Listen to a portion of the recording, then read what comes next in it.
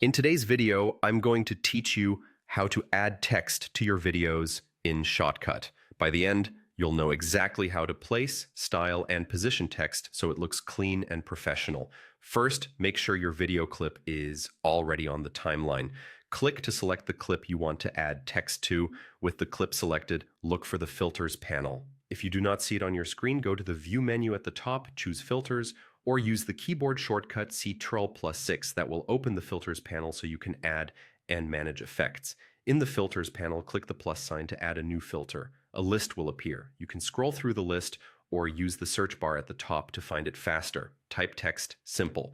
When you see text simple in the results, click it. As soon as you add it, a text box appears over your video in the preview and the filter settings show up on the left. Type your text into the text box field. From here, you can customize the look to match your video style. Change the font to something bold or clean depending on your project. Adjust the font color to ensure it stands out.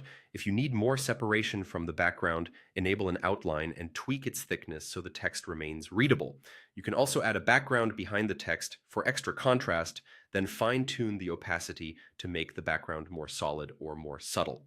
To adjust the size of the text directly on the screen, drag the small squares at the corners of the text box. This keeps your sizing visual and precise. To move the text, grab the circle handle in the center of the text and drag it to the spot you want.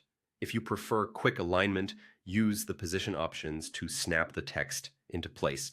Take a moment to preview your changes and make small adjustments so the text feels balanced with your footage. Keeping it simple and legible usually works best, especially if viewers will be reading on smaller screens. That is it. Now you know how to add and customize text in Shotcut. If you found this helpful, leave a comment, hit like, subscribe to the channel, and tap the notification bell so you do not miss future tutorials.